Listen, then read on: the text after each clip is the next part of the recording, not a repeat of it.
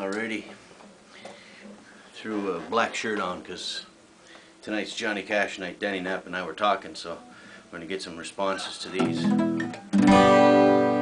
I was thumbing a ride one Saturday morning out of Nashville, toting a sack. I lent my car to a gal that lived in Chatanooga, and she hadn't ever brought it back. She was drinking pretty heavy when I let her have it, and hope she knows it was only a loan. Ain't no telling what I might have told her back at the time, but that old car was my home.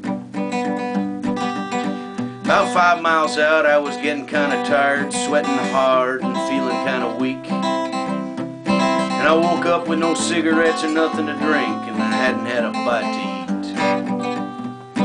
My nerves were so quick I couldn't tell where I was shaking. Then a set of brakes sang my song. Some fellow stuck his head out of 51 Chevy and hollered, "Hey man, come on." I told them I was heading down to Chattanooga. They said, "Hop in, we're going there too." And the way they took off in a cloud of smoke, I still ain't believing it was true. They had their windows down and I was sitting in the back with my tongue still hung in my throat. He was hitting just about 110 and he said, "Hey man, what do you think of this boat?" Well, there was 2 semis struggling up ahead, one trying to pass the other. They had the whole road blocked, so we passed them on the right. And let me tell you something, brother, I was so nervous that my teeth was clicking. There was no way that my head could think. Then the one that was sitting on the passenger side turned and said, "Hey man, you want something to drink?" I just shook my head because I couldn't talk. He said, "Okay then." He said, "Cheers." Them fools was drinking whiskey and wine and chasing it down with beer. Well, I started sweating that old sticky sweat, and I know I was white as a sheet. Then one turned on the radio wide open and said, "Hey man, check out that beat." By the time we reached the top of Mount Eagle, I thought I heard a rumbling sound. Then I saw a sign that said "Fallen Rock," and right there I was floorboard bound. I was rolling and squirming on the old floorboard, too weak to sit or stand. Then the driver said, "We're doing 120. Look here, man, no hands." I got up enough nerve to raise up and look.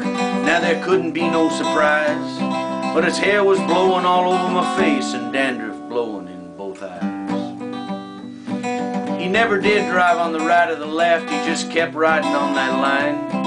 I rubbed my eyes and saw the prettiest thing, the Chattanooga city limit sign.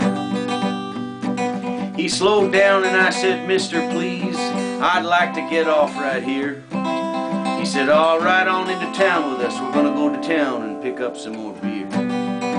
I said, "Please," one more time, and he stopped the car. Then he handed me my sack. He said, "They look for me on the road later on in case I wanted to catch a ride back."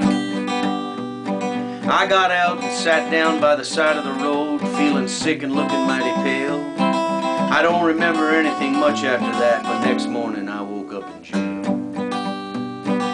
I didn't know anybody in my cell, and I didn't want to ask why I was there, but they all kept grinning and turning their heads, and it was more than any man could bear. So I called the jailer and I asked him to tell me why I was there, if he'd be so kind.